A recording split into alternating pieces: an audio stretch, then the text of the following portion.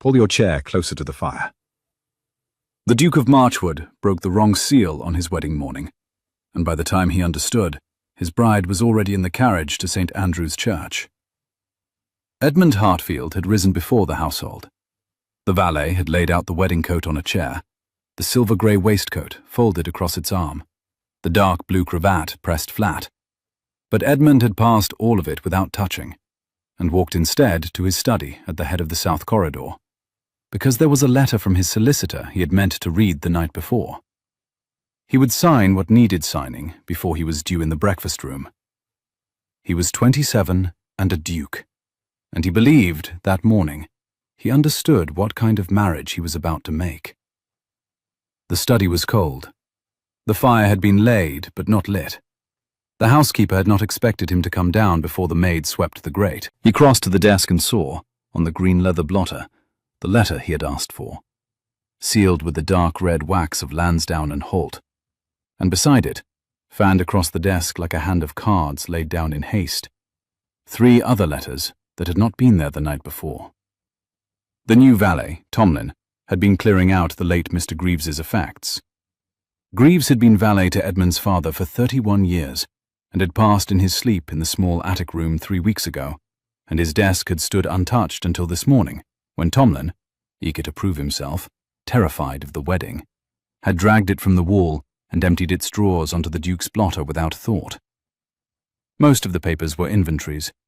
One was a faded receipt for boot blacking.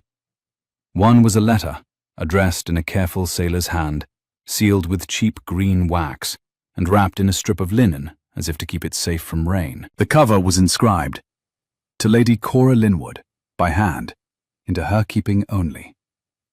Edmund did not, at first, read the cover.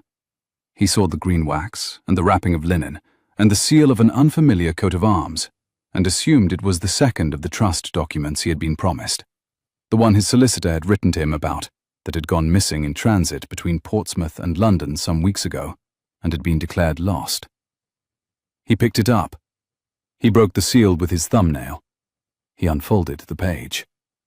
He read 3 lines, and stopped breathing. It was not a trust document. It was a letter to the woman he was marrying in 3 hours, and it was written by a man he had never heard of, and it began, "My lady, you do not know my name, but I have known yours since the autumn of 15, when you walked the wet quayside at Portsmouth in a dark cloak, and brought bread to the widow of the carpenter Calloway, and asked her not to speak of it." Edmund sat down, slowly, in the chair behind his desk. He had not meant to sit. His knees made the choice for him. He read the letter through once, and then again, and then a third time. The fire was unlit. The room was cold. The clock above the cabinet ticked the seconds towards 7, then past 7, then toward 8. He did not move. The letter was 4 pages long, written in the cramped, deliberate hand of a man unaccustomed to writing letters, but determined to be understood. It had been written 3 years past, the night before the Pellucid sailed for the Mediterranean, by Lieutenant James Carow.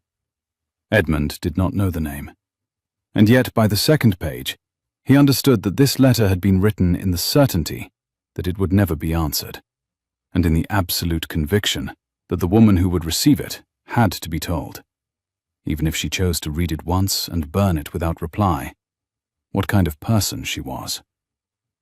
The letter said this: "In the autumn of 1815, in the worst months of the famine, Lieutenant Carow had been ashore in Portsmouth on half pay, lodging above the bakery in Brockley Lane. His landlady, Mrs. Hyatt, had told him a young gentlewoman came at dusk 3 nights a week with a basket and left bread, tea wrapped in paper, and small coins twisted into knots of wool on the doorsteps of the carpenters, the coopers, and the boatswain's widow, and walked away without knocking. Mrs. Hyatt had not known her name, only that she came in a dark hooded cloak with a dark bronze trim, hair the colour of beechwood in October, and did not speak. Mrs. Hyatt had taken to leaving a candle in the window so she could find the steps in the fog, and the candle had become a private signal between 2 women who never exchanged a word. Lieutenant Carow had watched, from the upstairs window, on 3 of those evenings. He had not approached. He had told himself it would frighten her, that to offer a name would be to take from her the only freedom she had, to do good without being seen. He had let her go. He had rejoined his ship, sailed for Cadiz and Genoa and the long blockade, and he had not forgotten her. He had asked, in such ways as a sailor on half-pay can ask, who she was, and the answer had come back through 3 months of patient inquiry. Lady Cora Linwood, elder daughter of Captain Linwood of the Bellona, deceased. The Linwoods had no fortune. The widow had remarried a Mr. Halloran of Bath. The daughter lived chiefly with an aunt, and was rumored to be of a cold and proud disposition. Of a cold and proud disposition. Lieutenant Caro had laughed, the letter said, when he heard that. He had laughed alone in his cabin, with the lanterns swinging and the deck creaking, and he had thought of the bread and the wool-twisted coins and the candle in the bakery window, and he had wished, with the helpless clarity of a man who knows he will never have the chance, that he could write to her one day and tell her what he had seen, so that on whatever day she met the man she was meant to marry, she would not be obliged to pretend she had nothing to bring him but a name. He had written it in April, 3 years past, the night before the Pellucid sailed, sealed in green wax and wrapped in linen, sent by the hand of a fellow officer bound for London. The officer had given it to a porter at the receiving house in St. James's, who had given it to the wrong stable boy, who, startled by the name Linwood, had carried it to the side door of Marchwood House and put it into the hand of the late valet, Greaves. Greaves had set it on his desk in the attic, meaning to ask the Duke's father the next day who Lady Cora Linwood was. He had been 72 and forgetful, and by morning his master was confined to bed by his last illness. The letter had slipped beneath an inventory of plate and stayed there, undisturbed, for 3 years. Lieutenant Caro had been lost in October of the year following. The Pellucid had been wrecked off Cape Spartel in a winter gale. 8 officers and 41 ratings had been lost. The lieutenant's name had appeared in the casualty list in the Naval Chronicle, and Edmund could remember, vaguely, having read it. He had not connected it to anything in his life. He folded the letter at the long crease and pressed his palms flat upon it. The clock struck 8. From far down the corridor, he heard the housekeeper's voice carrying instructions to a maid, and the dogs in the yard answering one another, and somewhere upstairs, the soft, familiar sound of the new valet drawing the curtains in his bedroom, expecting to find him there. The wedding was at 11. The carriage was to be at the door at 9:30. He sat with his hand upon the letter and tried to remember the woman he had seen 3 times in the past 4 months, the woman he had described in his head, in the careful, dry vocabulary of a man making a contract, as cold and proud and self-contained. He could not remember her differently yet. He could only remember that he had been wrong. He had met her 3 times before this morning.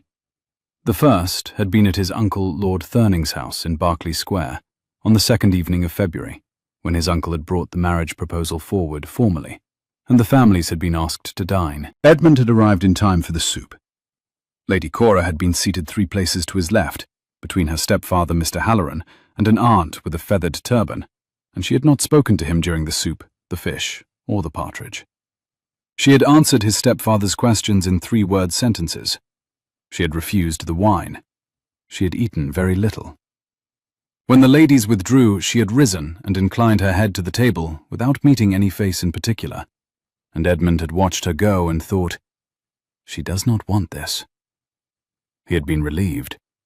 He had not wanted this either. The marriage was a piece of necessary repair work. His uncle's debts, the Linwood estate's reduced rents, the Halloran connection's wish to have a duchess in the family for purposes he had not asked about and did not want to know, and the willingness of both parties to perform the contract without sentiment had seemed, that night, the best part of the arrangement. The second beating had been 5 weeks later, at a charity concert at Argyle Rooms. Her stepfather had arranged the seating, so Edmund and Lady Cora sat side by side in the front row. the rest of the party shielding them from the room. Her gown had been a dull biscuit colour, her hair dressed without ornament, her gloves clean and well kept and stretched at the seam, as if mended too many times. They had not spoken until the second piece. He had said, "I am told you do not care for the season." She had said, "I do not." He had said, "Nor I." She had said, "Then perhaps that is one thing on which we are agreed." He had taken her answer for foi d'oeil and had been, that night, almost satisfied. A wife who would not require sentimental attendance was a wife he could live beside without lying. The third meeting had been at the signing of the settlement, 10 days ago, in his solicitor's chambers in Lincoln's Inn. She had come accompanied by her aunt and by her stepfather. She had read every clause of the document twice, slowly, with her gloved finger moving along the line, a thing his uncle had remarked upon afterwards as evidence of an unbecoming legal interest in her own affairs. At the second clause, concerning the disposal of certain moneys left to her by her grandfather, she had stopped and read it again, and asked for a single change in the wording, that the trust be administered by herself jointly with the Duke, and not by her stepfather. Mr. Halloran had risen at this, and turned a colour that Edmund had not previously seen on a human face. The aunt had murmured. The solicitor had glanced at Edmund. Edmund, bored, indifferent, faintly amused by Mr. Halloran's distress, had said, "I see no objection." The clause had been redrawn. Mr. Halloran had not spoken to him again that morning. Lady Cora had thanked him with a small inclination of the head, and had not met his eyes when she did it. And Edmund had walked out into the spring afternoon with the impression of a woman who had defended herself competently against a small theft, and would now retreat back into the silence she preferred. That was the woman he had been about to marry at 11 o'clock.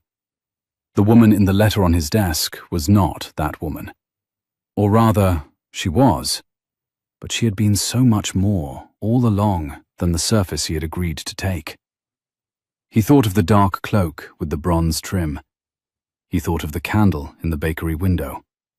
He thought of Mr. Halloran, the colour of his face when she had asked for the trust to pass to her own administration.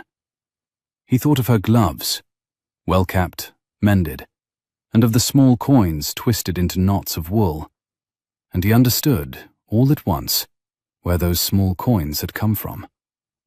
They had come from her own purse, from whatever her stepfather had not yet succeeded in taking.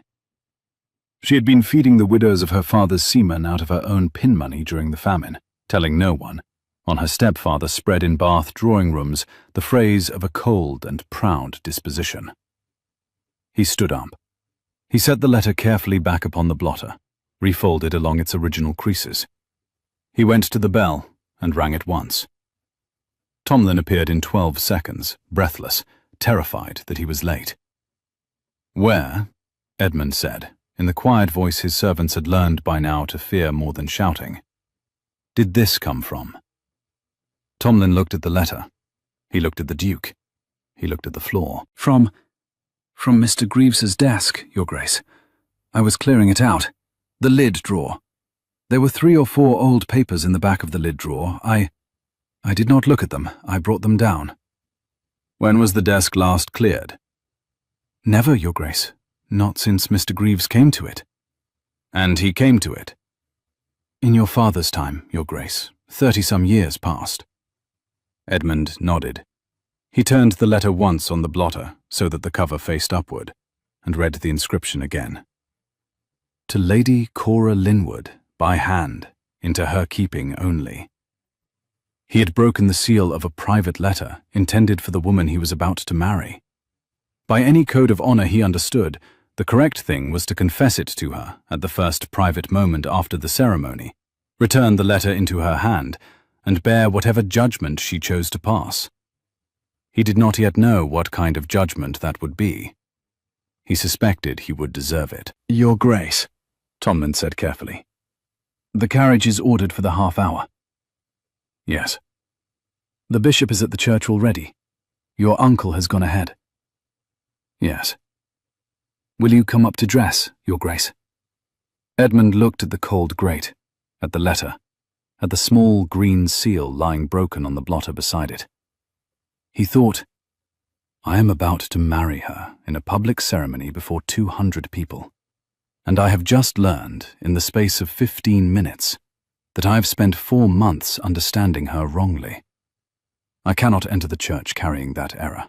I cannot stand at the altar believing what I believed an hour ago. The vow I am about to make is to a woman I did not even know I was meeting. I must, at minimum, make the vow with the eyes of a man who has read this page. Yes, he said. Lay out the coat. He folded the letter again, more carefully this time.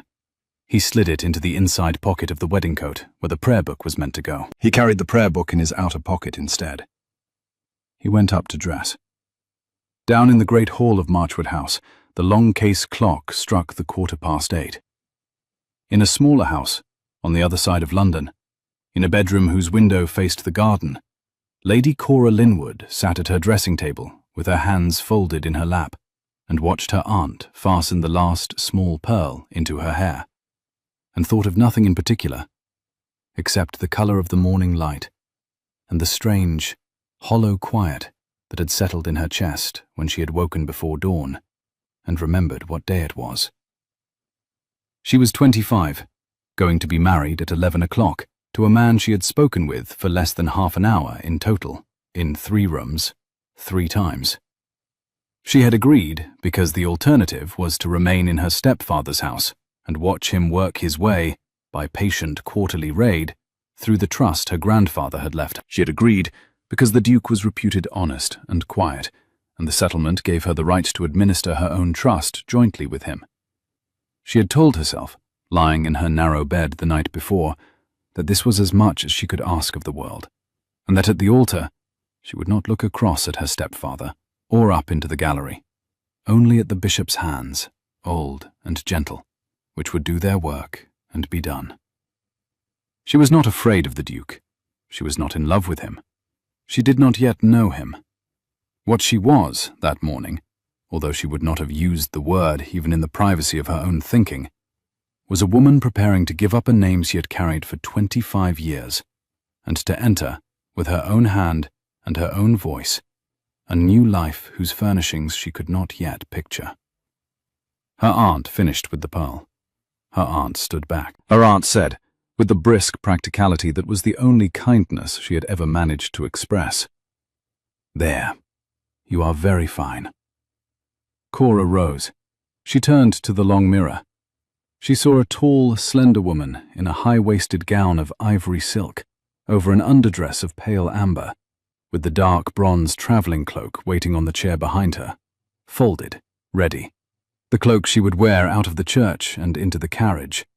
The cloak she had had remade 3 times in the last decade. The cloak she had walked the Portsmouth quayside in the autumn of 15, with a basket on her arm. She touched, without thinking, the smooth inside of her left wrist, where for the first 10 years of her life she had worn a small braided bracelet of dark sailor's twine, given to her by her father one September before he sailed. The bracelet had broken when she was 10, and she had folded the strands away in a drawer, but her fingers still went, in moments of quiet, to the place where it had been. Today, of all days, they went there now. Her aunt said, "The carriage is at the door." Cora said, "Yes." She picked up the prayer book her father had left her, small, leather, the pages thumbed soft, and walked down the stairs. The carriage was indeed at the door. Her stepfather was already inside it, waiting in the seat opposite hers, with his cane laid across his knees and a small smile on his mouth that she did not like and did not respond to. The carriage rolled into the spring morning. The streets were quiet. The bells of St. Andrew's would not begin until 10. She did not know, could not know, that the man she was riding to meet had spent the last 40 minutes reading a letter about a candle in a bakery window, and was, at this moment, descending the stairs of Marchwood House with that letter folded against his ribs, and was about to look at her across an aisle of stone and white lilies in a way no one had ever yet looked at her in her life. The church of St. Andrew stood at the south end of a small square that had been swept that morning by two old men with broad brooms. Lilies had been brought in from a glasshouse in Kew before dawn. Their stems had been wound to the iron of the railings and to the head of every pew, and the air inside the nave smelled green and faintly bitter, like cut stalk and water. 200 candles had been lit. The light fell along the floor in pale lengths and reached almost to the chancel step. Edmund stood at the foot of the chancel with the bishop on his right hand and his uncle, Lord Thurning, on his left, and felt the letter against his ribs as a small, dense weight that did not move when he breathed. He had not greeted the gallery. He had not looked at his uncle. He had looked once, briefly, at the two stone figures on their tomb above the side aisle, a knight and his lady, hands folded in carved repose, and had thought that the two of them, after 800 years, looked more like married people than anyone he had ever met. The bells began. From outside the south door, a murmur ran along the gathered guests, and the verger pulled the door open, and there was a small ripple of motion in the front pew where her stepfather rose to take his place at the head of the aisle, and Edmund turned, as the order of service required, to face the door. He saw her come in. She wore the ivory silk and the pale amber underdress, and the dark bronze cloak across her shoulders had been undone, and was being lifted away by a verger as she crossed the threshold. Her hair was the colour of beechwood in October, dressed plainly and bound with a single thin coil of pearls. She was tall. He had not, before, thought of her as tall, and she walked with the small, precise carriage of a woman who has been told from childhood not to take up more space than she had been allotted. Her gloves were the same gloves he had seen at the settlement. The seam at the right wrist had been mended again. He saw it. He understood, this morning, what it meant. She did not look at him until she was within 10 paces of the altar, and when at last she did look at him, once, briefly, as the bishop had directed, he was looking at her in a way he had not yet looked at her in any of the 3 rooms in which they had previously met. He did not smile.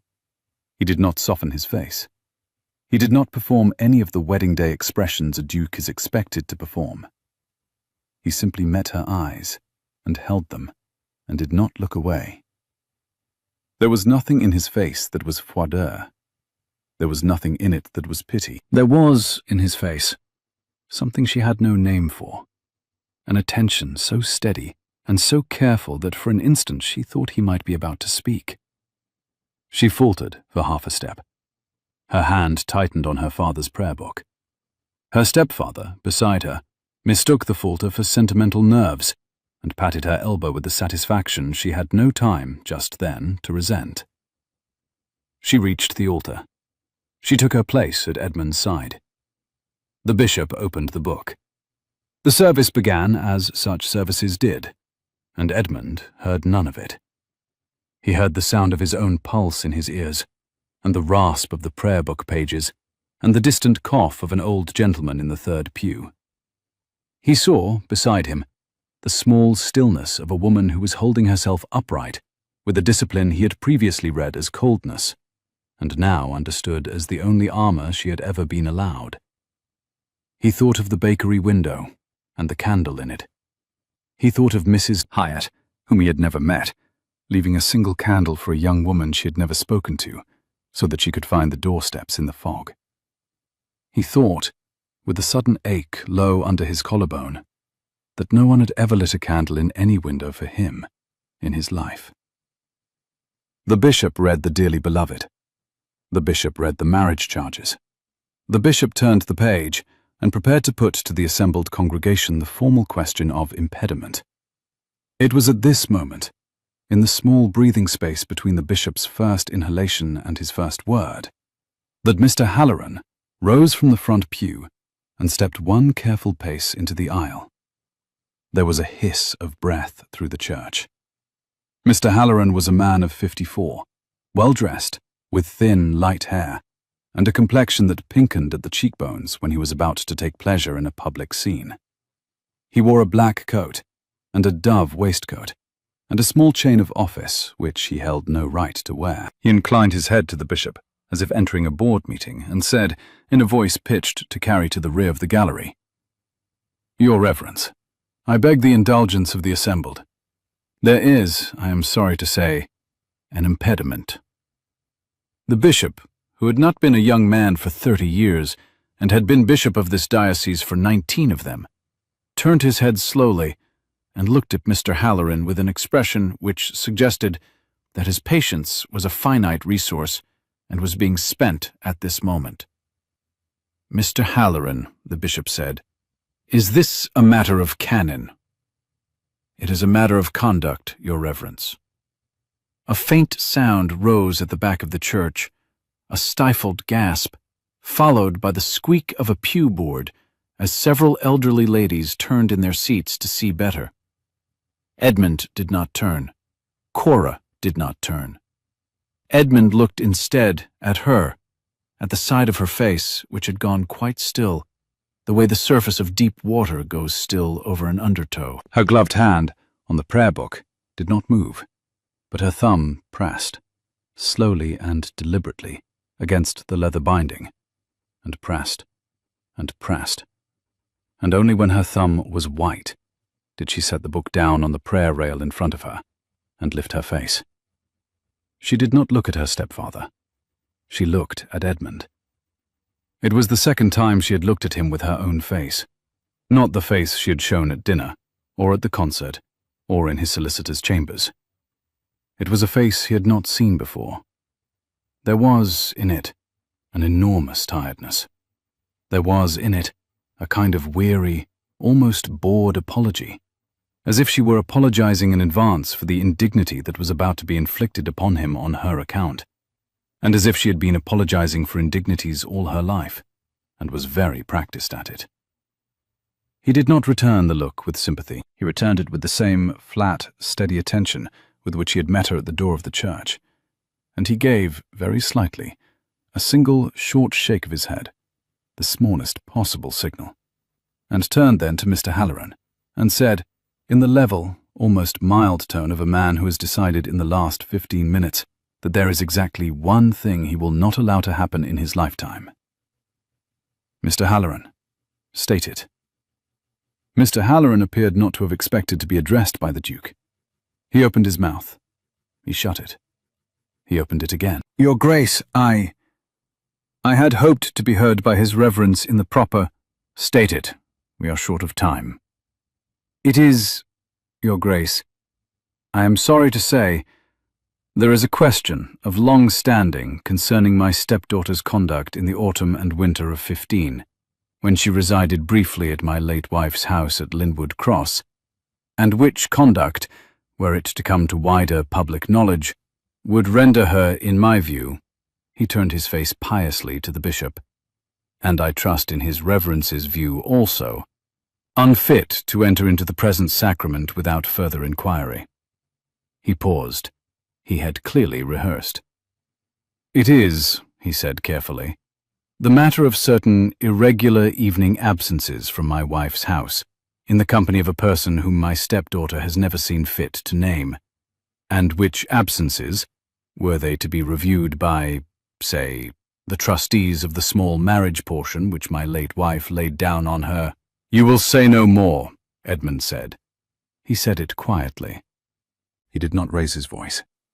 The bishop had already lifted a hand to silence Mr. Halloran. The bishop's hand was now no longer needed. Edmund turned to the bishop.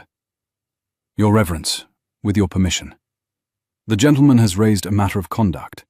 He claims, before this congregation, that the lady at my side absented herself from her stepfather's house in the autumn and winter of 15, in the company of an unnamed person, and that this is a matter requiring inquiry. I will satisfy the inquiry now, and we will then proceed." The bishop, who had married 3 generations of Hartfields and considered no Hartfield easily ruffled, inclined his head. "Proceed, Your Grace." Edmund did not, at this point, take the letter from his coat. He had no intention of reading aloud, in a church full of curious faces, a private testimony of a lost lieutenant's affection, a private testimony that, by every right, belonged in the hands of the woman beside him, before it belonged in any other hands. But he had intended, since the moment he understood what Mr. Halloran was about to attempt, to use the existence of the letter without reading its contents. He turned to face the congregation. He did not raise his voice. "In the autumn and winter of 15, he said, my wife, as she will be when this gentleman has stepped back into his pew, went on 3 evenings each week in a dark cloak to the houses of 3 widows in Portsmouth. The widow of the carpenter Calloway, the widow of the cooper Whitfield, and the widow of the boatswain Reed. The widows' husbands had served under her father, the late Captain Linwood of the Bellona, and had been lost with him at the Glorious First." He drew a slow breath. The candle nearest him guttered once and steadied. She brought them bread, tea, and small coins. She knocked on no door and left her name at none. Her landlady, Mrs. Hyatt of Brockley Lane, will testify to the cloak, the basket, and the candle left in the window so the lady might find the steps in the fog. Lieutenant James Carow of His Majesty's ship Pellucid, who lodged above the bakery, observed her on 3 evenings and made the inquiries which produced her name. Lieutenant Carow is no longer with us. He left, before sailing, an account of what he had seen. I have it in my pocket. I will produce it before any magistrate, any trustee, and any court of inquiry this gentleman cares to convene. Are there other questions of conduct, Mr. Halloran, you wish to put before this congregation?"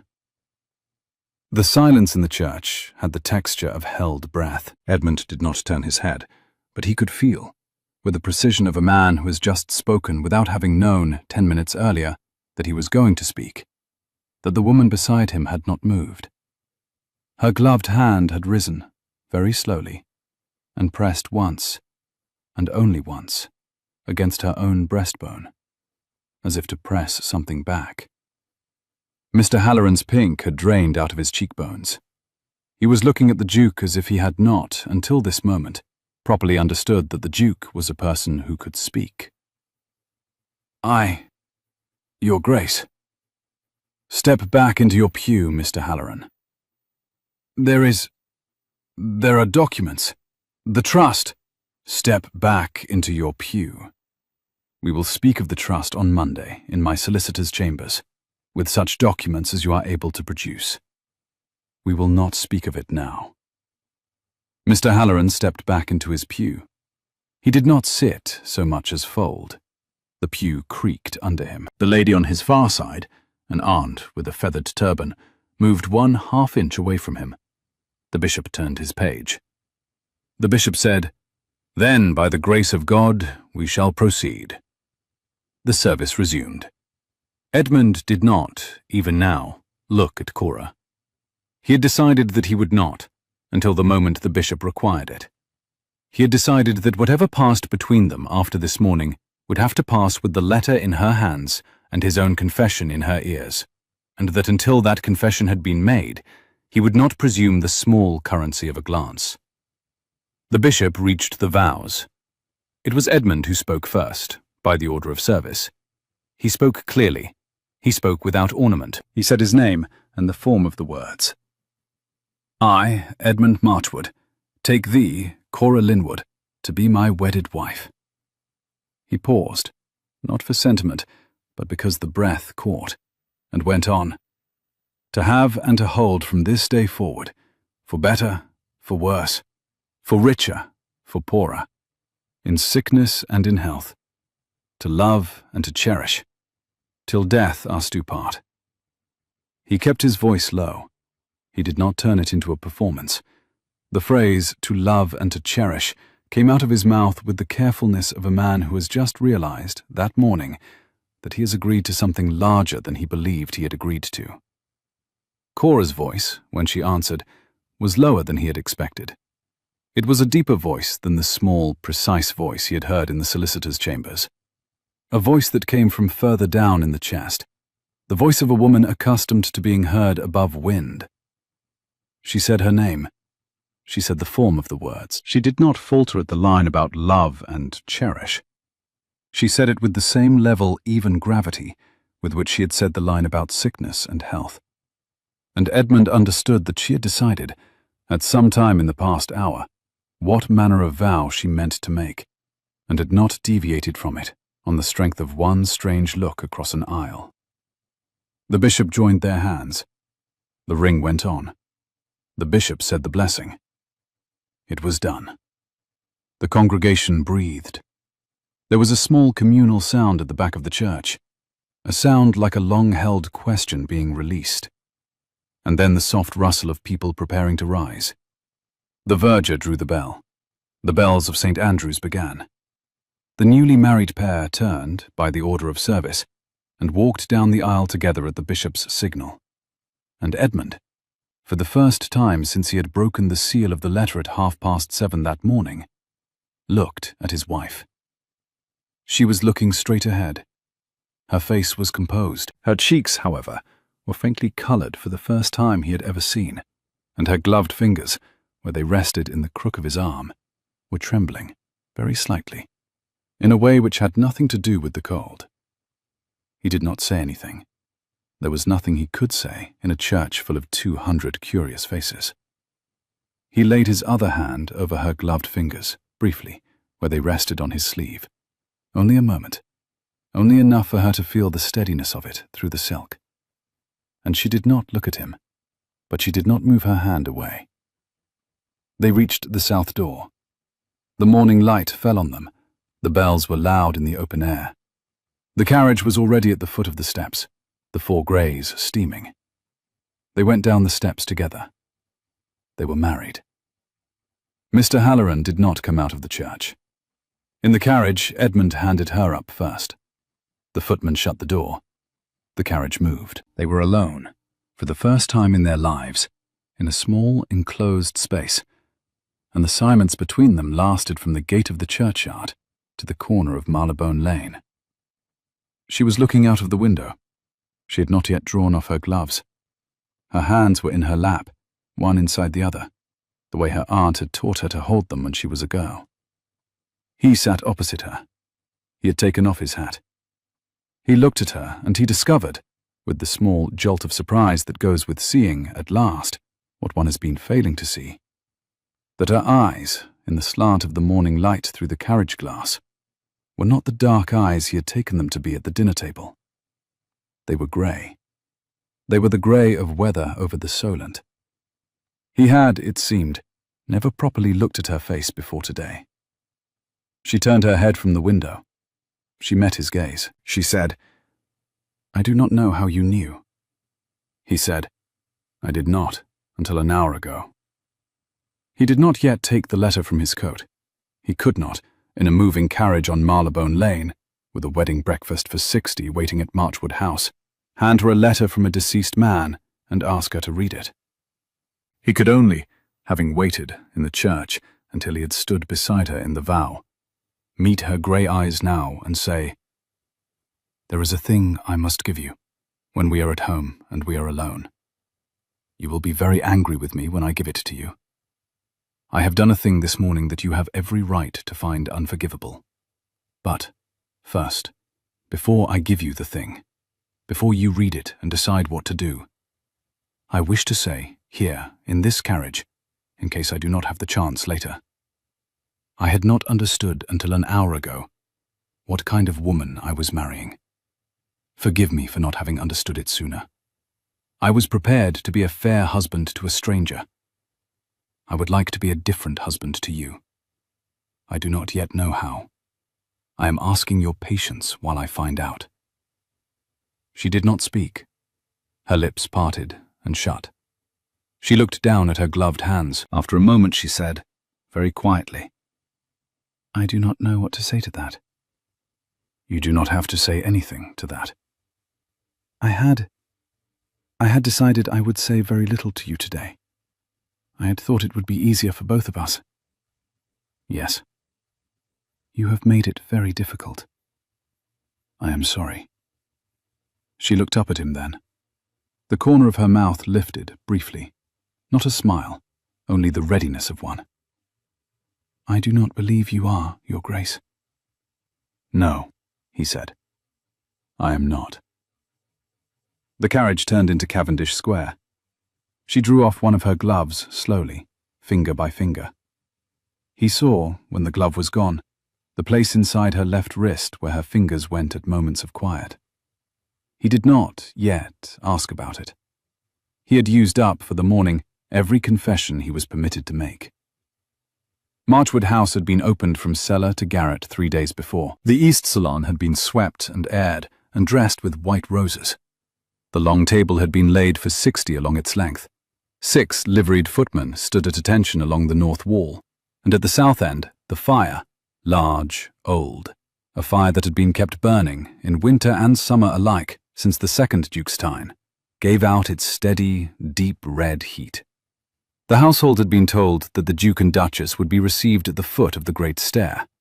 The household had been told to greet the new mistress with the formal courtesy due to her station, and not, under any circumstance, with the curiosity due to a stranger. The household, when the carriage drew up, had not been told what had happened in the church. Word would arrive within the hour, brought by a footman who had stood at the south door of St. Andrew's. Word would travel along the back stairs from the kitchen to the housekeeper to the upper chambers in 15 minutes by the back stairs and 40 by the front, and by tea-time every soul under the roof would know that the new Duchess had been challenged by her stepfather at the altar, and that the Duke had silenced him with 3 sentences and a letter from a sailor who was no longer alive. Cora came up the steps on Edmund's arm. She did not falter. She had taken half a minute in the carriage to draw the glove back over her bare wrist, and another half-minute to compose her face into the expression which had served her since 15. Pleasant, attentive, unreadable, and she carried it now along the long red runner from the front door to the foot of the stair. The housekeeper, Mrs. Pell, stood there in her dark grey gown and white linen cap, and inclined her head with grave correctness. Cora returned the inclination. Mrs. Pell led her along the south corridor toward the salon. Edmund went up 2 steps with his butler to receive a pair of telegrams, and then followed. The breakfast began. Cora was placed at the head of the table, Edmund at the foot. The bishop sat at her right, his uncle Lord Thurning at her left. The aunt in the feathered turban sat at Edmund's right, her husband at his left. The conversation was decorous, the food eaten, the champagne poured.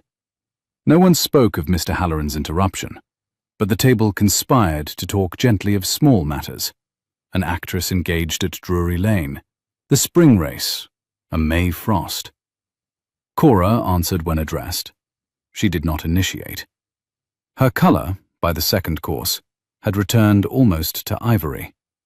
Edmund watched her without watching, the trick being to keep one's eyes on the bishop while remaining aware of the woman 60 feet away. It was Mr. Petherton of the aunt's table who eventually leaned slightly toward Edmund and said, in a voice meant only for Edmund's ear, "Your Grace, you spoke to that man with great steadiness in the church. Was the letter as you described it?" "It was, sir. Forgive me, it is not my business. But you read it this morning?" "Within the hour. The lady does not know its existence." Edmund met the elderly man's mild, attentive gaze. Mr. Petherton was, he understood, a kindly old gentleman of enormous discretion, who had married a foolish woman, and had, over 40 years, perfected the art of asking the only honest question in a room, and asking it so quietly that no one else heard. "She does not, sir." "Then forgive me. I would not be the man you are this afternoon, Your Grace, for any title in England. Whatever passes between you and her tonight, I wish you both a great deal of luck." Edmund said, "Thank you, sir." Mr. Petherton inclined his head and turned back to the duck on his plate. The breakfast wound on. The toasts were made. The bishop spoke briefly. Lord Thurning spoke at greater length, and worse. The bride was not required to speak. At 1:45, the table cleared, the older guests already withdrawing. Cora rose on the housekeeper's signal, and was led from the salon by Mrs. Pell, with the aunt and 2 cousins as a small escort, toward the suite of rooms which had been her mother-in-law's, and which had been opened, aired, and prepared for her. Edmund was kept downstairs another half hour. He stood by the long window of the south salon, and shook hands with the elderly cousins of his late mother, and said the polite things that were required, and his eyes, while he said them, were on the door of the south corridor, and his hand, where it rested in the pocket of his coat, was on the folded letter against his ribs. At 3 o'clock, the last of the guests went out into the spring afternoon, and the door of Marchwood House was closed. Edmund went up to his dressing room, dismissed Tomlin with a single nod, and stood for 1 minute alone in front of the long glass, looking at the man he had become at 7:30 that morning. The man in the glass looked very much like the man who had stood there yesterday. The eyes were perhaps a little darker. The mouth was perhaps a little tighter. He recognized himself with the small surprise of a man who had expected, somehow, to look different. He went out of the dressing room and along the corridor and tapped, very lightly, on the door of the Duchess's sitting room. Mrs. Pell opened it. The aunt was being shown out at the inner door. Cora was at the long window, her back to the room, her bronze cloak removed and laid across the back of a chair, the ivory gown still on, the pearls still in her hair. She did not turn when the Duke entered. She turned only when Mrs. Pell had gone and the door had been closed, and she had heard, behind her, the small distinct sound of his boot heel on the polished oak floor. She turned and looked at him. She said, "You wished to give me something, Your Grace." "I did." "Then please give it me. I have been waiting since the carriage." He crossed to her. He did not, at the last moment, hesitate. He took the folded letter from inside his coat and held it out to her on the flat of his hand. The cover, with its careful sailor's inscription, was upward. The broken green seal lay along the fold. He said, "I broke this seal at 7:30 this morning, in my study downstairs. I broke it without reading the cover. I believed it to be a trust document I was expecting from my solicitor. I read 4 pages before I understood what it was. By the time I understood, I had read it. I cannot give it to you with the seal whole. I can only give it to you with my apology, and my testimony that I have spoken of its contents to no one but you, and to Mr. Halloran in church, and that the church will hear of it only what was said there. The rest is between you and the man who wrote it. I am very sorry." She did not, at first, take the letter from his hand. She looked at it. She looked at him. Her face had not changed. She said, "From whom is this letter?" "From a Lieutenant James Carow, of the late Pellicid." She did not move. He had thought, perhaps, that she might gasp, that her hand might rise to her mouth, that her face might break.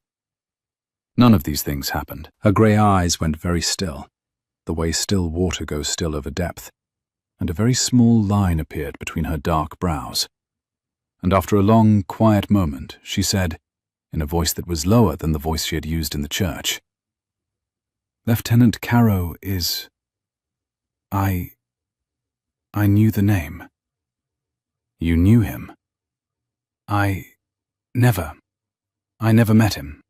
I had heard that there was a young officer in lodgings above Mrs. Hyatt's bakery in 15, and that he had asked her, one morning, one of the children of the carpenter Calloway told me, 2 years afterwards, that he had inquired after a young woman in a cloak.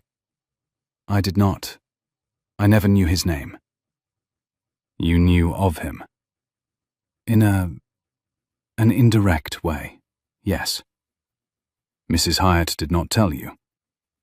"Mrs. Hyatt did not know my name. We never spoke. There was a candle in her window on certain nights. There was always a candle.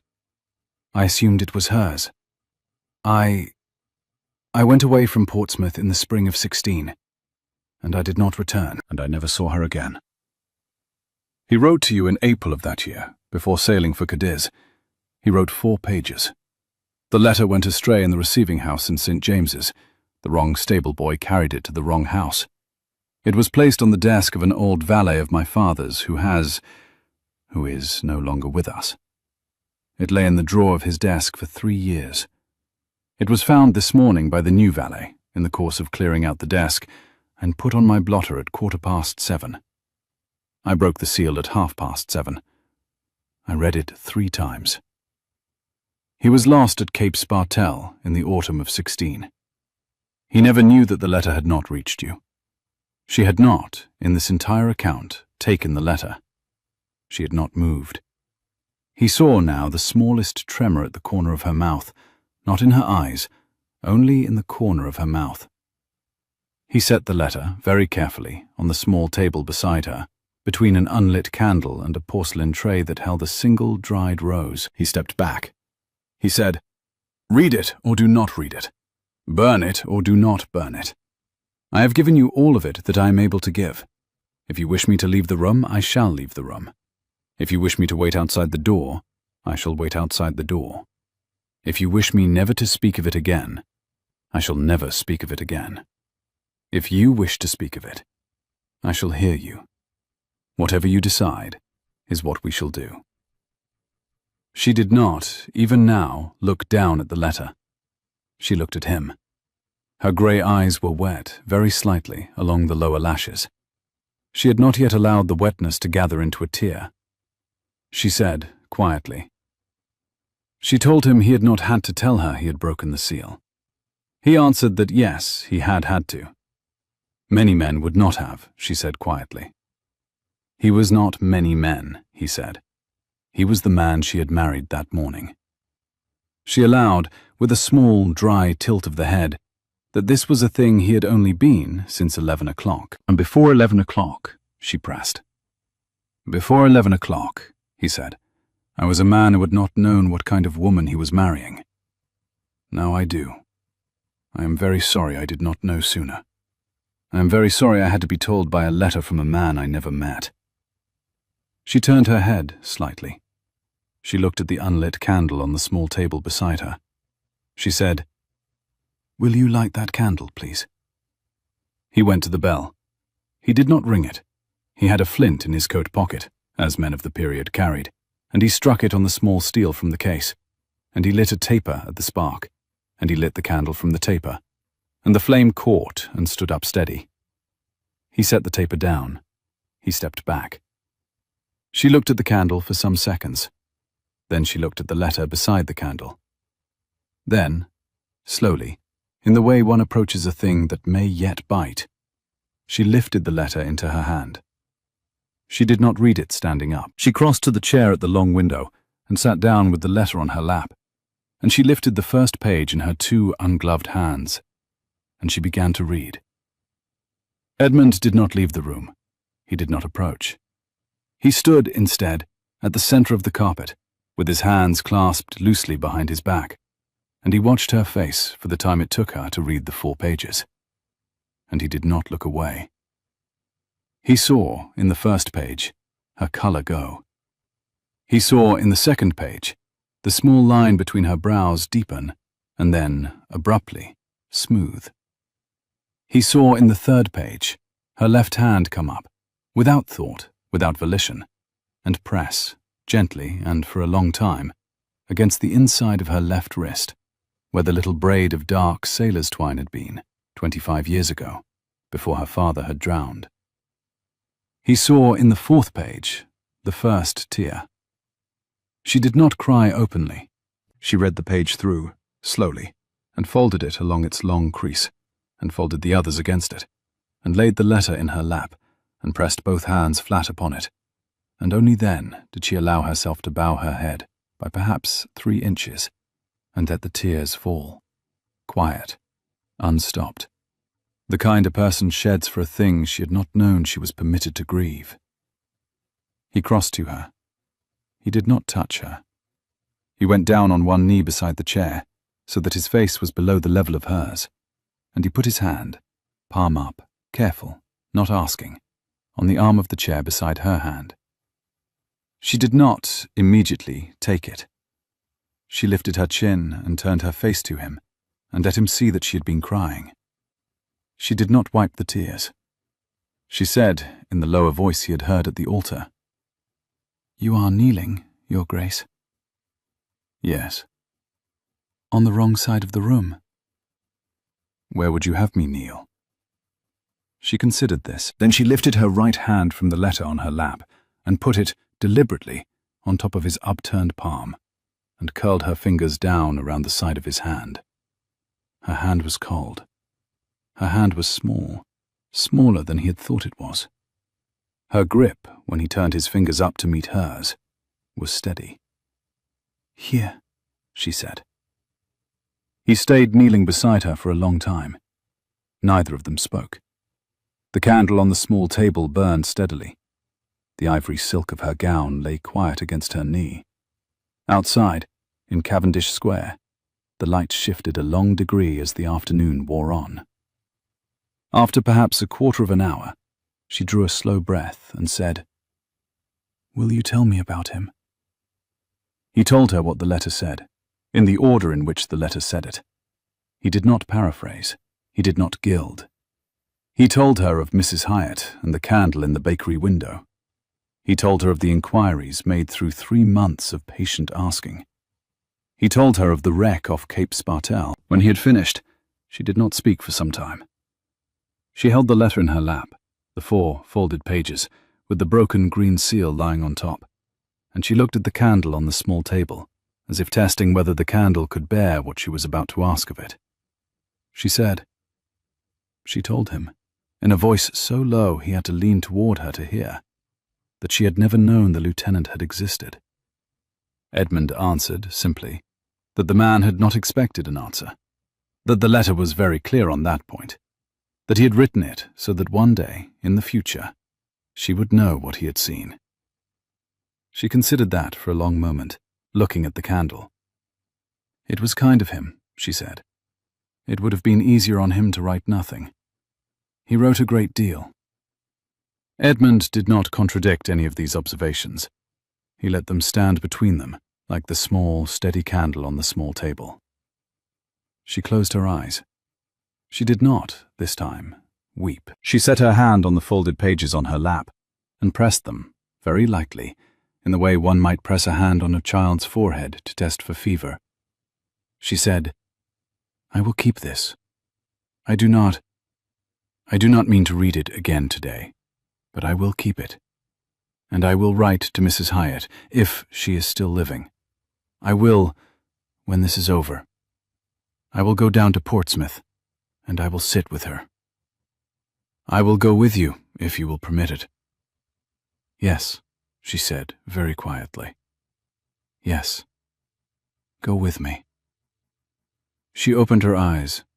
She looked at him then, in the slow, steady way of a woman who has just decided to see a man for the first time. She said, "I have not, until today, looked at you. I have looked past your shoulder, and at the table, and at the orchestra, and at the page in the solicitor's chambers. I am very sorry.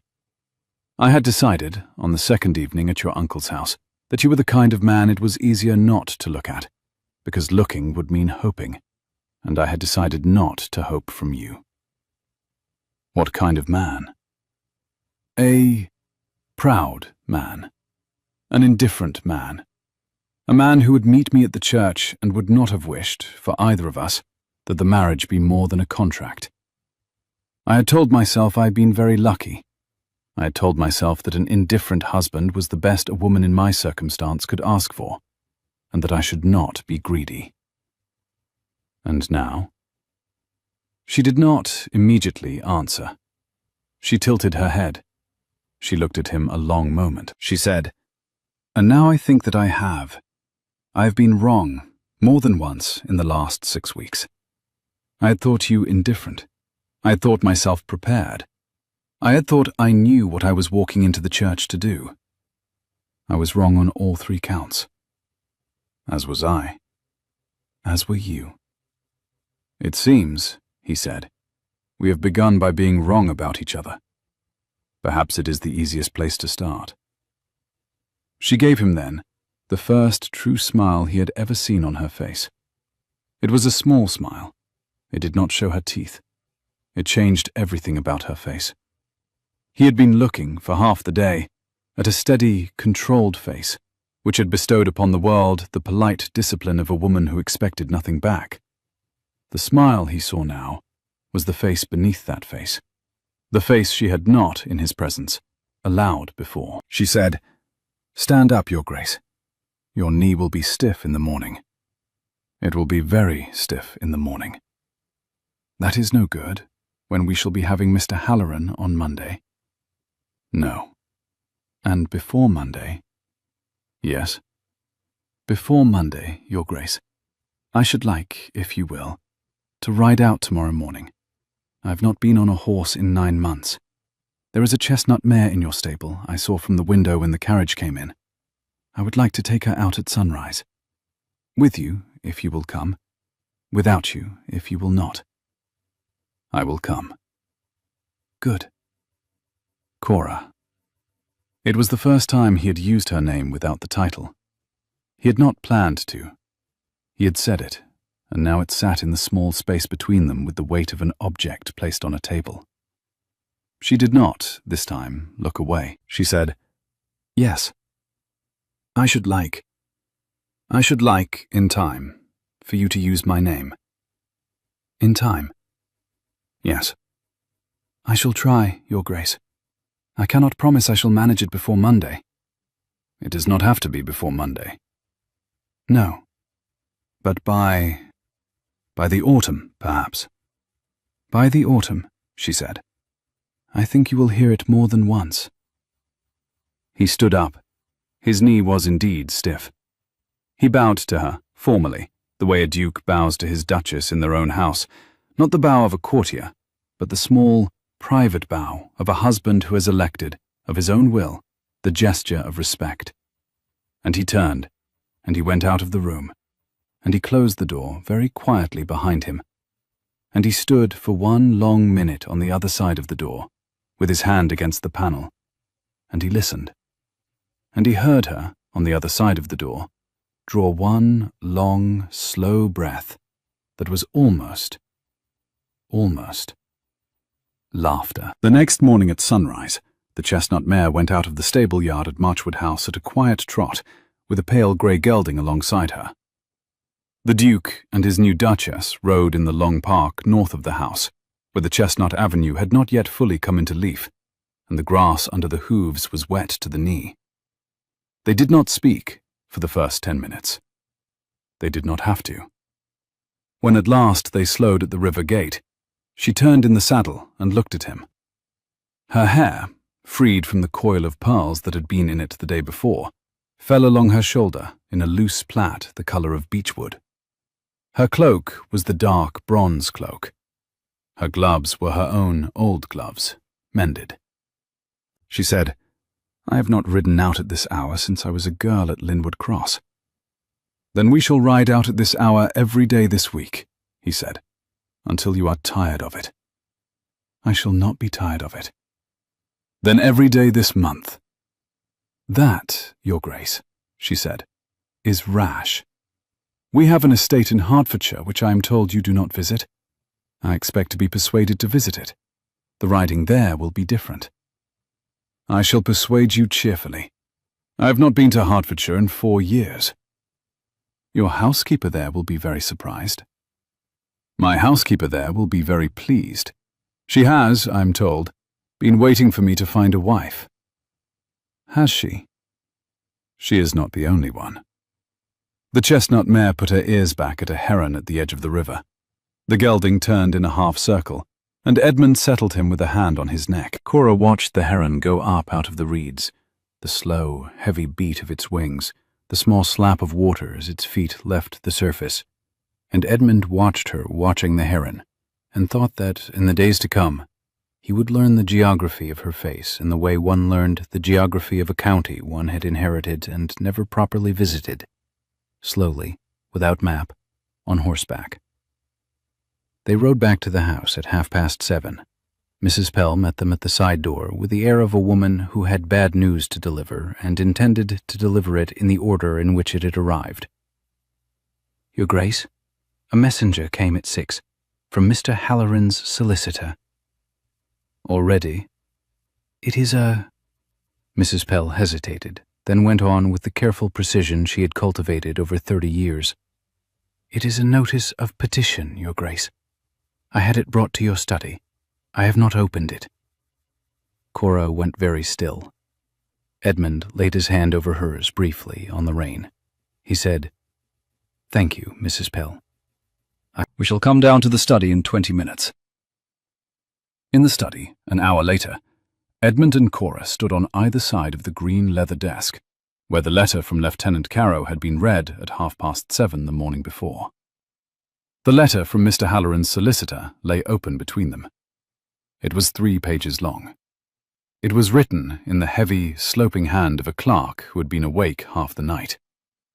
The petition asked the Court of Chancery to remove the late Linwood Trust, the small fund left by Cora's grandfather, which had been drawn into the marriage settlement under the new clause she had insisted upon 10 days ago, from her administration on grounds, listed at length, that her conduct in the autumn and winter of 15 had been of a nature inconsistent with the discreet management of property, and demonstrated, Mr. Halloran's solicitor wrote with considerable rhetorical flourish, a habit of clandestine disbursement of funds without record, oversight, or family approval, suggestive of an unsuitable disposition for the office of trustee.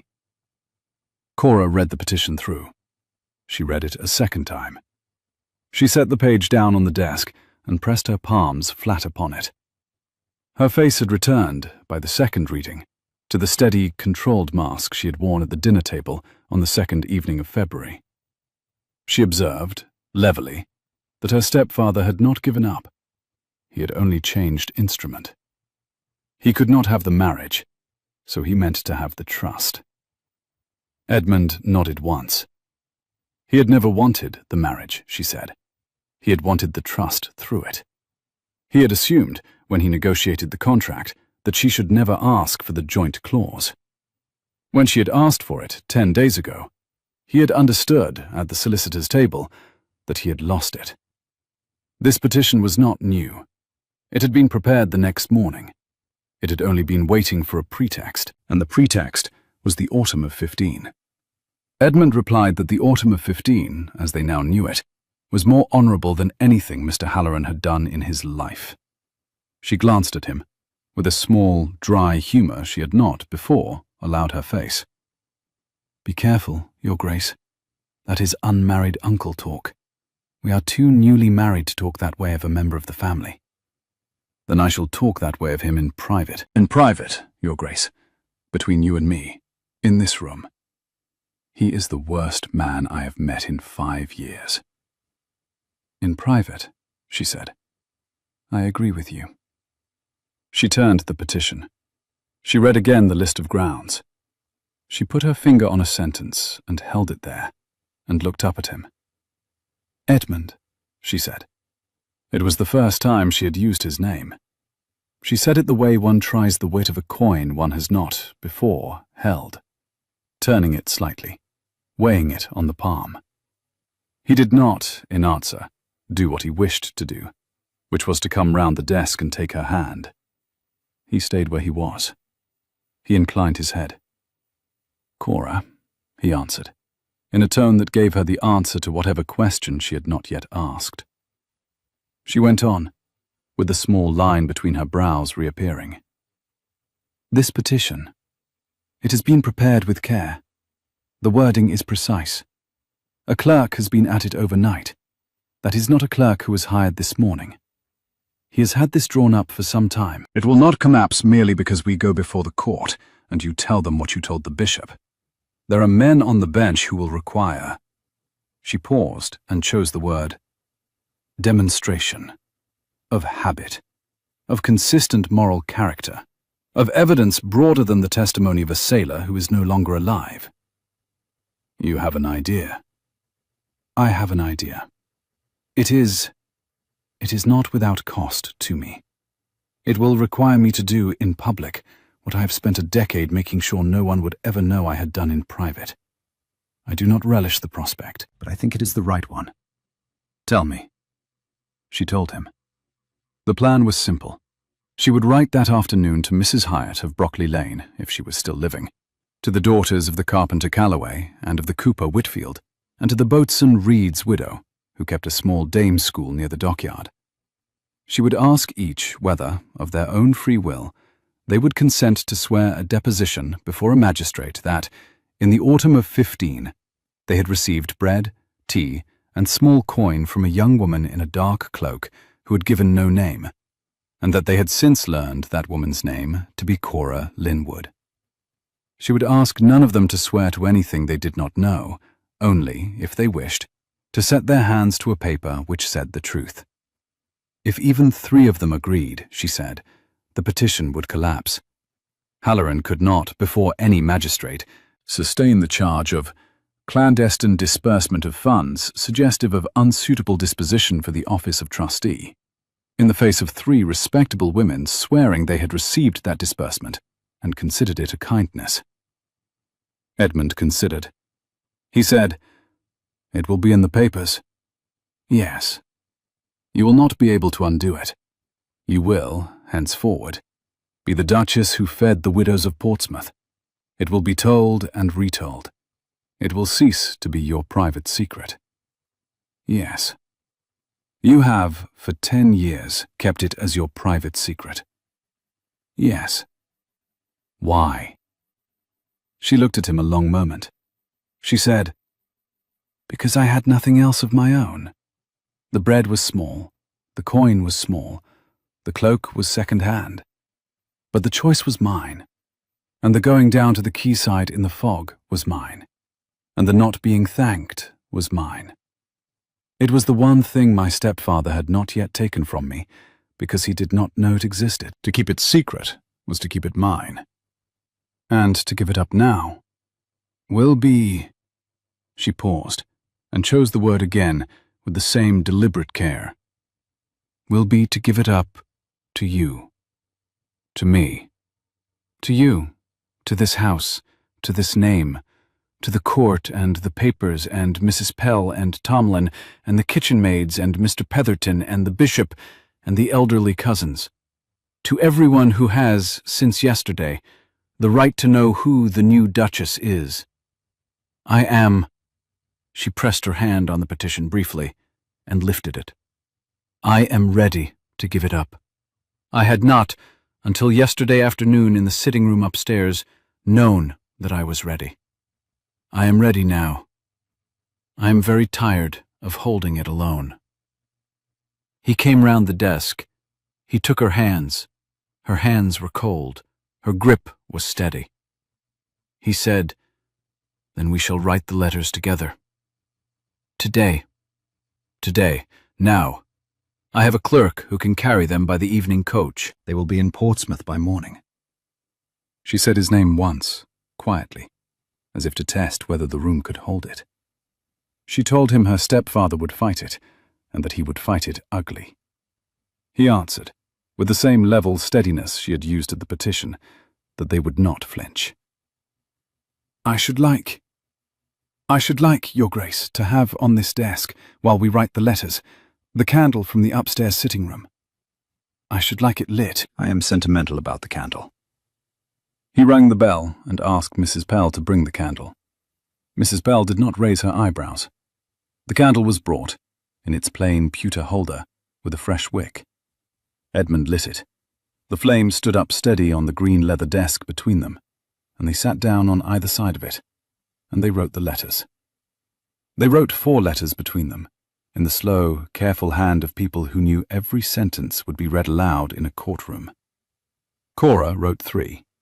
Edmund wrote 1, a covering note to Mrs. Hyatt, vouching for the bearer of the sealed enclosed, asking her, if willing, to receive the Duchess within the week.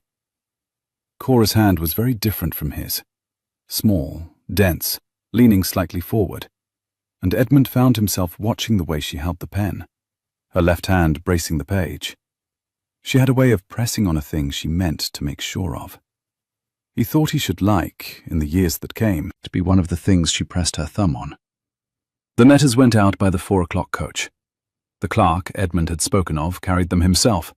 He was a thin, attentive young man named Dewson, who had served the Marchwood solicitors for 6 years, and had, on receiving his orders, said only, "Yes, Your Grace," and "Yes, Your Grace," twice, and gone away.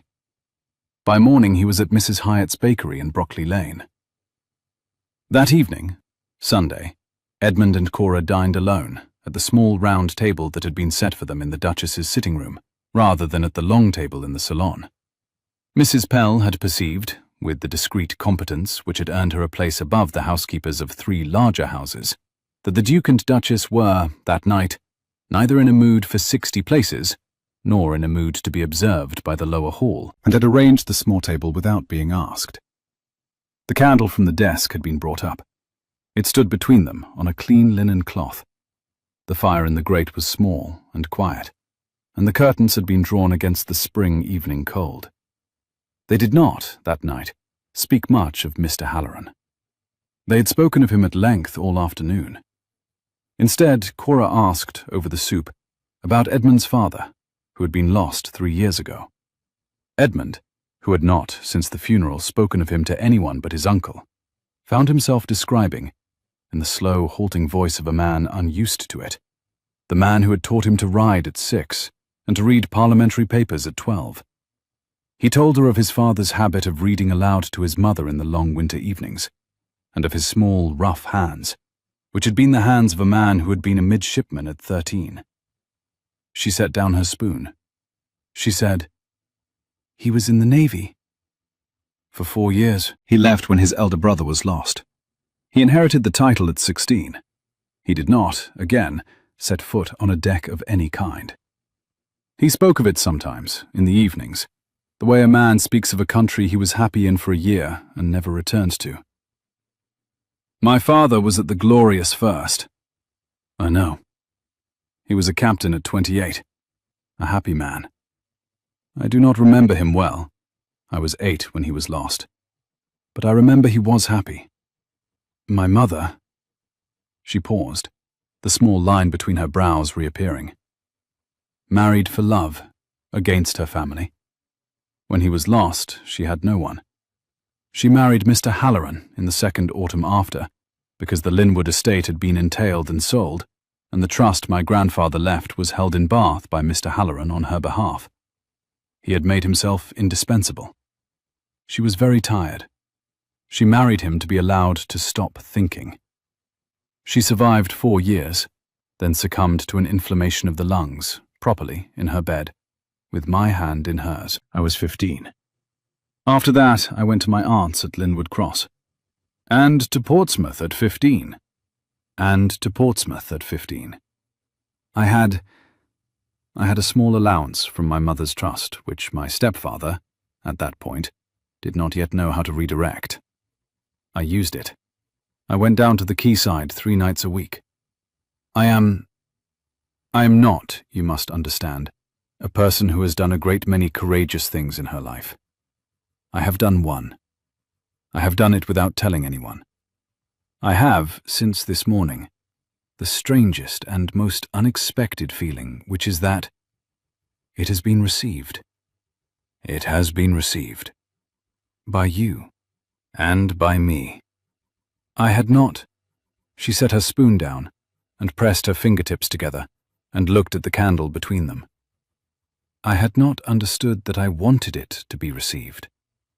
I had thought it was finished.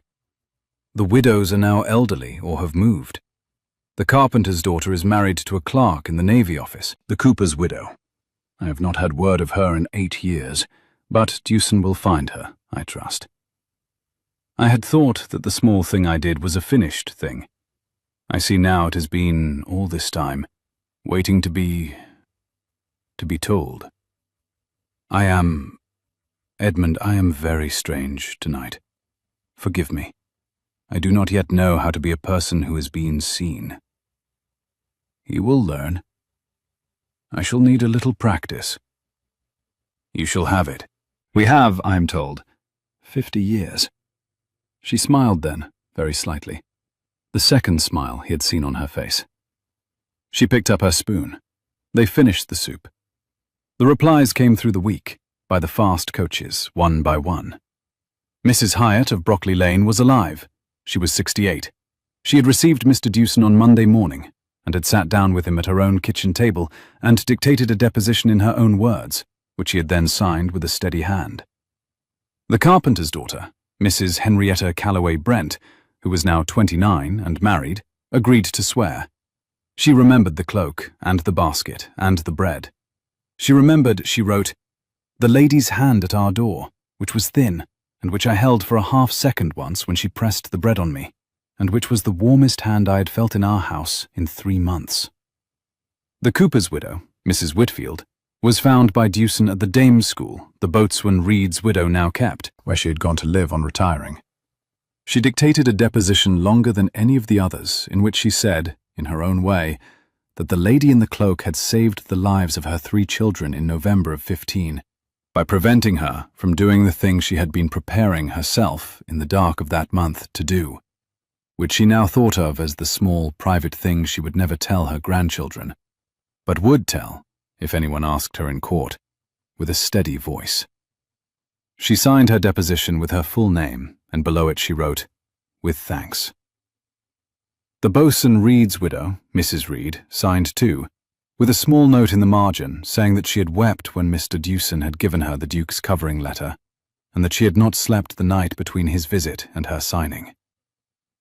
Mr. Dewson was back in London by Friday morning, with all 4 sealed depositions and a small basket of seed cakes which Mrs. Hyatt had pressed upon him for the Duchess. The seed cakes were brought up to the morning room.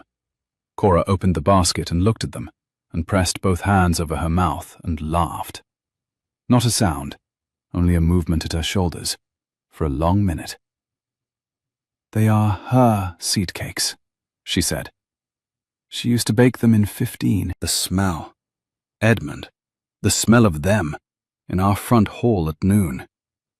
She did not finish. She set the basket on the table.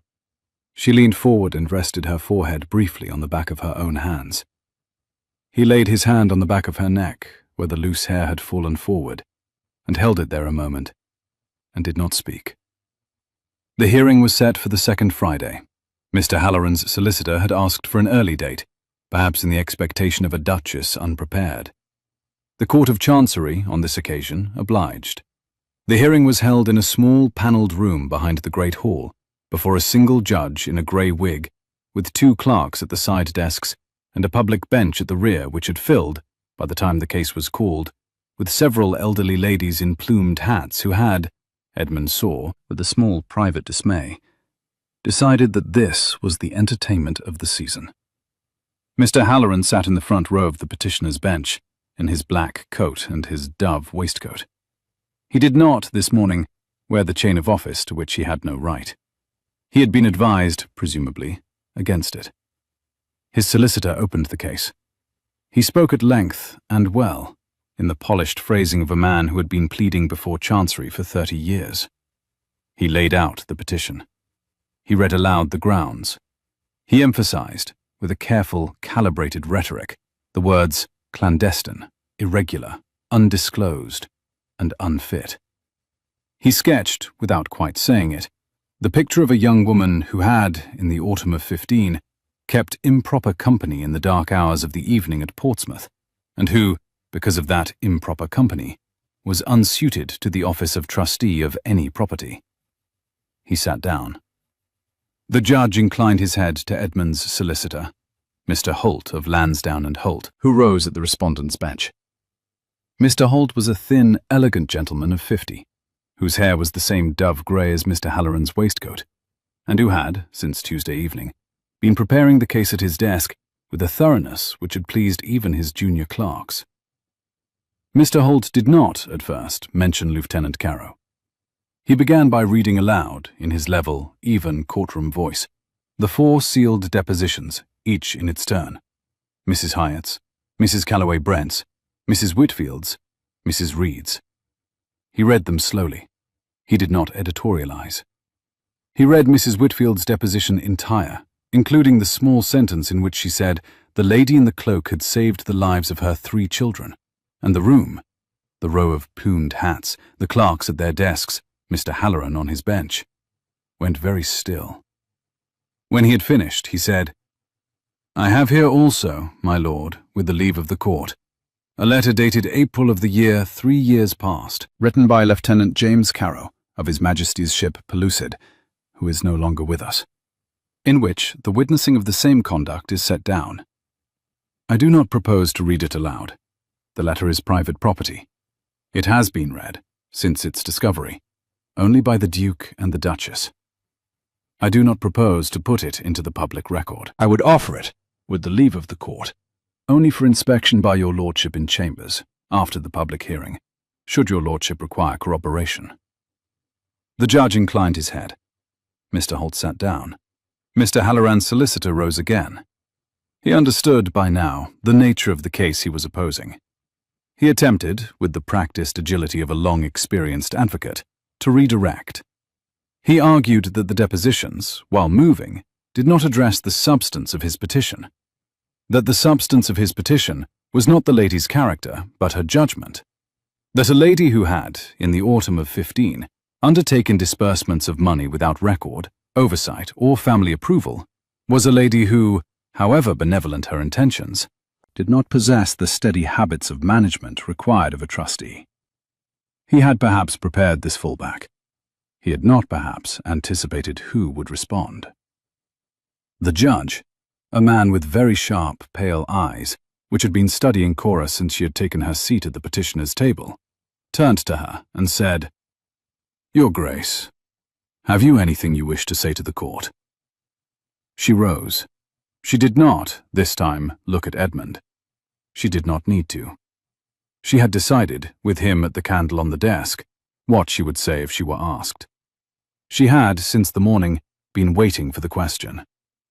She said, "My lord, the disbursements of which my stepfather speaks were, in their entirety, made out of an allowance left to me by my mother, the late Lady Linwood, which fell into my own hands at the age of 15 on her death. The allowance was small. The disbursements were small. I have, with the assistance of the Duke and his solicitor, drawn up an account of every shilling so disbursed in the autumn and winter of 15, dated and itemized, which is in this folder, my lord, and which I lay before your lordship now." She walked, in her plain, dark walking dress, to the clerk's table, and laid the folder upon it, and returned to her seat. "The total, my lord, is £23.07, expended over 4 months, in bread, tea, candles, blankets, and small coin, to the 3 widows of seamen who had served under my late father. I had, my lord, a private reason for not wishing it known, which is that I had correctly assessed that my stepfather would, if he learned of it, take steps to prevent it. I do not present this as a virtue. I present it as the explanation of the secrecy. The secrecy was not in the conduct. It was in the absence of opposition to the conduct. I have, since my marriage on Saturday last, no further reason for secrecy, and I am content for the account to stand on the public record. I submit, with respect, that the petition before your lordship is without ground." She sat down. The court was silent for some seconds. The judge took the folder from the clerk. He turned the pages. He turned several pages, slowly. He did not, at first, lift his eyes from them. After a long minute, he said, in a voice which had in it a small, dry undercurrent, which Edmund recognized as the voice of a man amused, "Mr. Halloran." Mr. Halloran rose. His pink had drained out of his cheekbones for the second time in a week. "You are, I believe, the petitioner." "Yes, my lord." "I have read the petition. I have heard the depositions. I have heard the Duchess. I have here in front of me an account, dated and itemized, of every shilling of disbursement to which the petition objects. The account is meticulous. The hand is the Duchess's own. The disbursement, by my count, totals £23.07 over 4 months in the late year of 15, expended upon bread, tea, blankets, candles, and small coin to the widows of seamen who had served under the Duchess's father. Mr. Halloran, have you anything to add to your petition?" "My lord, I—" "Anything at all, sir?" My lord, the conduct was without your approval, sir. Yes, so it has been said. Have you anything to add of substance? No, my lord. Then the petition, the judge said, is dismissed. The Duchess's account will be lodged with the court. The trust, by the marriage settlement of last week, passes jointly to the Duchess and the Duke of Marchwood. Mr. Halloran will pay the costs of this hearing. We shall adjourn. The plumed hats in the public bench released a small, audible sound, which the judge ignored. The clerks rose. The judge rose. The court rose. Mr. Halloran, still on his feet, did not move. Edmund and Cora walked out of the Court of Chancery into the spring afternoon, side by side, without hurry. They did not speak in the corridor. They did not speak on the steps. They went down to the carriage. The footman shut the door. The carriage moved. When they were a half-mile from the court, Cora, who had been looking out of the window at the people on the pavement, and at the spring trees, and at the slow movement of carriages along the Strand, turned in her seat and said, "I have not, since my mother left us, won a single argument with him. I have for 10 years lost every one." I had begun, in my private thoughts, to believe I was incapable of winning. You won this one. We won this one. You did most of the winning. You held the candle. He laughed. It was a sound he had not, since his father's death, made in the presence of another person. He had laughed, in those years, only once or twice, and quietly, alone, at things he had read. He laughed now, in the carriage, and Cora, who had heard him laugh perhaps 4 short laughs in the 8 days she had known him, turned her grey eyes on him, and her face changed, as it had in the upstairs sitting-room on Saturday afternoon, into the face beneath the face. She leaned forward, slowly, across the small space of the carriage. She set her gloved hand on the lapel of his coat. She did not look away from his eyes. She said, "Edmund." "Yes." "I am going to kiss you, in this carriage, in the middle of the Strand, in the 2nd week of May, in the year 18, before we are 5 minutes from the court. I am giving you fair warning. If you do not wish me to do so, you have 10 seconds in which to say." He did not say. He waited until she leaned the 2nd inch and let his hand find the small of her back, and his other hand the side of her face. And he kissed her. Once, slowly, with the complete attention of a man who had spent 12 days learning the geography of her face on horseback, and meant to use what he had learned. She did not, at first, kiss him back. She was very still, the way she had been still in the church, with the steadiness of a person who had decided not to flinch. After a long moment, however, she did kiss him back, and her hand on his lapel pressed in the way her thumb had pressed against the prayer book leather in the church, slowly, deliberately, until she meant it. The carriage rattled. The footman on the box did not turn. The horses kept their pace. London rolled past the window, indifferent. When she drew back, at last, she did not draw back far. She put her forehead against his. She said, I had not meant to do that until much later in the year. Forgive me. The judgment in the court, and the candle on the desk on Sunday, and the heron at the river gate yesterday morning, and you laughing in the carriage just now, I have, you understand, been holding myself for some time. I had not realized I was about to stop. Do not apologize. I am not apologizing. I am informing you. Ah. Edmund. Yes. There is a thing I have been meaning to say to you since Saturday afternoon, and I had thought I should not say it for some weeks yet. I find, in the carriage, in the middle of the Strand, in the 2nd week of May, that I do not see why I should wait. May I say it now? Yes. I love you, she said, very simply. I do not mean it as a duchess saying it to a duke. I do not mean it as a wife being polite to a husband. I mean it as a woman who has been, since 1 o'clock on Saturday afternoon when you knelt on the wrong side of the room, feeling the slow, steady warmth of a candle in a window for the first time in her life. I mean it as the woman who walked the quayside in the cloak, from the place where I have not, in 25 years, ever spoken from. I love you. I had to say it before we got to the gates of the house, because once we are inside, I shall again become very correct, and shall not, in correctness, manage to say it for some days. He did not, for a moment, speak. He could not. His throat had done a thing it had not done since his father's funeral.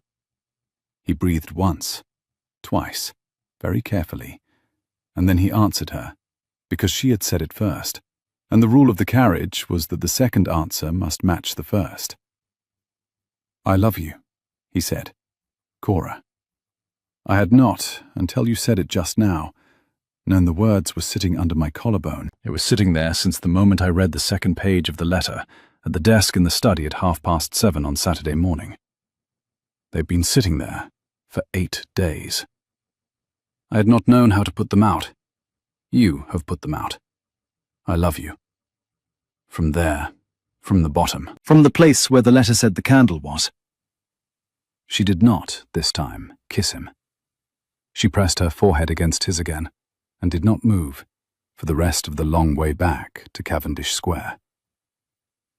The candle of the carriage lamp swayed, very gently, against the velvet ceiling, and the footman, discreet, motionless, kept the horses to a steady walk, and they were, as she had promised, again very correct by the time the front door of Marchwood House came into view. They went to Portsmouth in the 3rd week of May. The travelling carriage was the dark blue one that had not been out of the coach house since Edmund's father's last journey 4 years ago. He had had it repainted on the panels on Tuesday, and Tomlin had brushed and oiled the cushions on Wednesday, and on Thursday morning at 6, the carriage stood in the square at the foot of the front steps, with the 4 greys harnessed, and Mr. Dewson on the box beside the coachman as guide. Mrs. Hyatt's bakery in Brockley Lane was a low building of soft red brick, with a single white-painted door, a small bow window beside it, and an iron bracket above the door from which an old painted sign, a sheaf of wheat, a candle, and the word Hyatt, swung very slightly in the morning breeze. The carriage drew up at the corner. Edmund handed Cora down. They walked the last 20 paces along the lane. Mrs. Hyatt had been told the Duchess would call. Mrs. Hyatt had been told to expect the carriage between 10 and 11. Mrs. Hyatt had baked, that morning, 3 tins of seed cakes and a small loaf of brown bread, which she had wrapped in a clean white cloth, and she stood now at the open door, in her best dark grey gown, with her white linen cap freshly pressed, and her hands folded in front of her apron, in the careful posture of a woman who has been a tradeswoman all her life, and knows exactly how to receive a duchess. She did not kneel. She did not curtsy deeply. She inclined her head. She said, "Your Grace." Cora had crossed the threshold of Mrs. Hyatt's bakery exactly 3 times before in her life, in the autumn of 15, to buy a small brown loaf at the morning counter. Mrs. Hyatt had served her each time without speaking, and had never afterward, in the public street, given any sign of recognition. Cora had taken this for indifference. She had been wrong. She had been wrong about a great many things in the autumn of 15, and in the 8 years since, and in the 8 days since her wedding. She had decided, on the carriage from the Court of Chancery, that she was prepared to keep being wrong in this direction for the rest of her life. She did not, at the door, perform the Duchess. She crossed the threshold. She looked at Mrs. Hyatt. She said, "Mrs. Hyatt, I have come to thank you." "Your Grace need not." "Your Grace must." She put out her hands. Mrs. Hyatt, who had not, in the Duchess's assessment, expected to be touched, looked down at the offered hands, and looked up at the Duchess's face, and put out her own hands, and Cora took them, and held them, and pressed them once, as her thumb had pressed in the church, and on the petition, and on the desk on Sunday, and let them go. For 10 years, Cora said. I thought of your candle in the window when I was in low spirits. I thought of it in winter at Linwood Cross, when it was very dark in my room. And I thought of it on the days I had to take coffee with my stepfather. And I thought of it on Saturday morning when I was dressing for the church. I had never had occasion to thank you for it. I have come now. Mrs. Hyatt did not immediately speak. Her eyes, small, dark, very awake, went from Cora's face to Edmund's behind her, and back, and she said in the quiet voice of a woman who has lived 68 years without crying in public, I knew you, Your Grace. The first night you came to the carpenter's door, I followed you to the corner of Brockley Lane, to see that you got safely back to the lodging house. I followed you twice more in October. I did not speak. I lit the candle in the window because the cobbles at the corner of Calloway's were uneven, and a foot might miss them, and I did not wish a foot to miss them. That is all. The candle was a small thing. It was not a small thing, Cora said. It was a thing she could do, Mrs. Hyatt answered. They held that exchange between them for a moment, the Duchess and the baker's widow, like two women settling a small, old debt that had stood unaccounted for 10 years, and had been waiting only for the chance to be set straight. There was a young officer, Mrs. Hyatt said, who lodged in the room above the kitchen in the months you were coming. He was much taken with you, Your Grace, in the silent way young men are taken with women they have decided not to disturb. He asked me once, after you had gone, who you were. I told him I did not know. I had decided, you understand, that what was yours, and that no name of yours was mine to give. He went away to the Pellucid in the spring, and was lost off Spartel in the autumn following. I did not learn until last week that he had set down what he saw. He set it down for me. Yes. Cora thanked her then, in the simplest possible words, both for the silence she had kept about the name and for the candle she had set in the window. Mrs. Hyatt said, again, that the candle had been a small thing. It had been, Cora answered, the largest thing in her life. Mrs. Hyatt did not speak for a long second.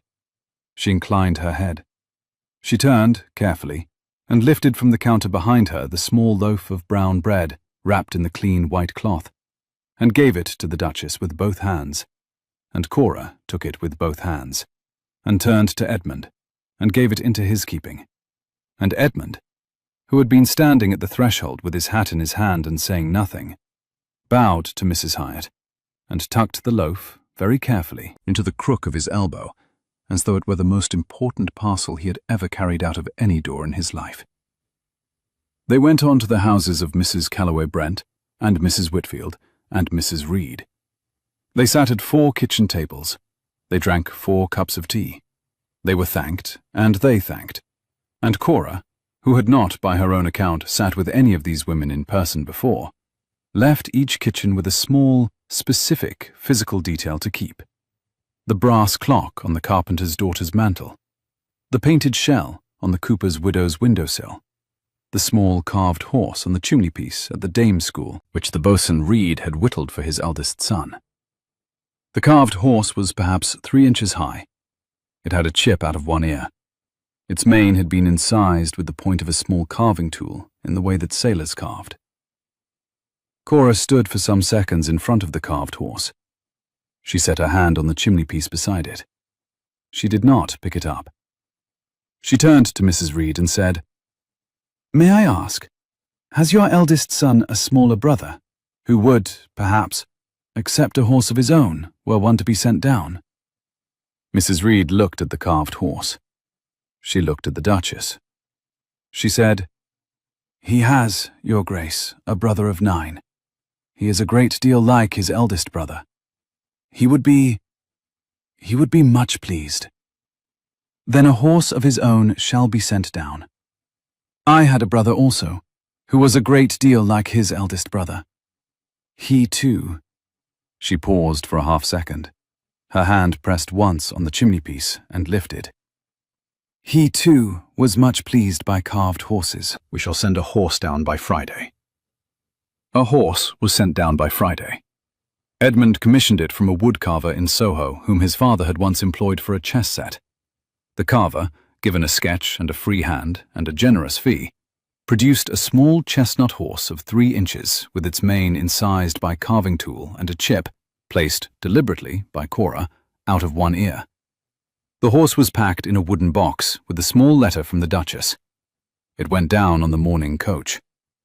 Mrs. Reed's reply, 4 days later, said only that her younger son had taken the horse to bed with him on the first night and to school with him on the second, and that he had named it, after some thought, Pellucid, because the Duchess had said in her letter that she had once known a sailor on a ship of that name. The summer came. The household learned, in the slow way households learn, that the new Duchess preferred the morning room to the formal salon, was at her desk by 7, rode out at sunrise in a dark bronze cloak, and cared greatly for the small charity board she had quietly assumed at the Royal Hospital at Greenwich. They learned, too, that the Duke had taken to bringing his correspondence into the morning room while she wrote, and laying his parliamentary papers on the round table by the fire. Mrs. Pell had not, in 11 years, been asked to set out 2 cups for breakfast there. She set out 2 cups now. The kitchen maid Eliza, upon being told, sat down on a stool and laughed for a full minute before resuming her peas. In June, they went to Hertfordshire. The housekeeper of the country house, who had not seen the Duke in 4 years, did not weep when she opened the door. But it was, the under-housemaid said in the back kitchen afterwards, very nearly. Cora walked out with Edmund along the Chestnut Avenue and along the river path and along the long ride up to the chalk ridge, and she said, on the 3rd afternoon, that she had not, since the summer she was 9, lived in a place where the morning began with the smell of mown grass. They stayed 5 weeks. They'd been expected to stay 2. In October, a particular October morning, fine, with a thin frost on the inside of the carriage glass and the chestnut leaves yellow on the avenue, Edmund went into his study at 7:30 to read a letter from his solicitor. He was 28 years of age now, and a duke, and a married man of 5 months and 9 days, and he had not, since the morning of his wedding, opened a letter without looking first at the cover. The letter on the green leather blotter that morning was from Lansdowne and Holt. It concerned a rural matter of no great importance. He read it, signed the response, and pushed it aside. He looked then at the small framed page above the desk, the 4th and last page of Lieutenant Carrow's letter, which Cora had asked, in July, that he have framed in plain dark wood and hung where he would see it each morning. The other 3 pages were in a small lacquered box on her own desk in the morning room. She had asked that he keep what was for him, the page in which the lieutenant had declared, in plain words, that he wrote the letter not to be answered, but to be received, and that she keep what was for her. He had agreed. He read the framed page. He read it most mornings. He had been reading it that morning when the door opened and Cora came in her morning dress, with her hair down her back in a single plait, the colour of beechwood, with a small carved chestnut horse in her hand. She set the horse down on the desk beside the inkwell. "There," she said. "I have decided where he lives." "Pellucid?" "Pellucid. He has been on the morning room mantel for 3 months. I find him too far from me there. He shall live here, where I shall come in to see him each morning, and where you shall watch him while you sign your papers. He is very welcome." "Edmund?" "Yes." She told him it was the 8th of October. He nodded.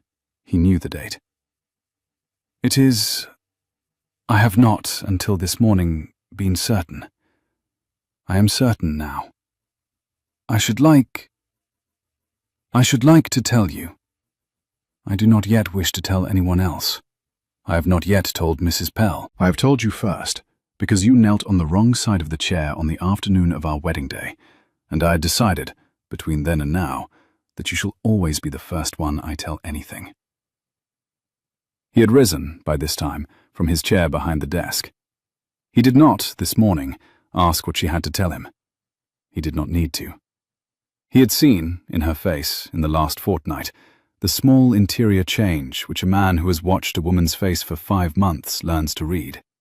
And he had held himself against asking until she should be ready to say. He came round the desk.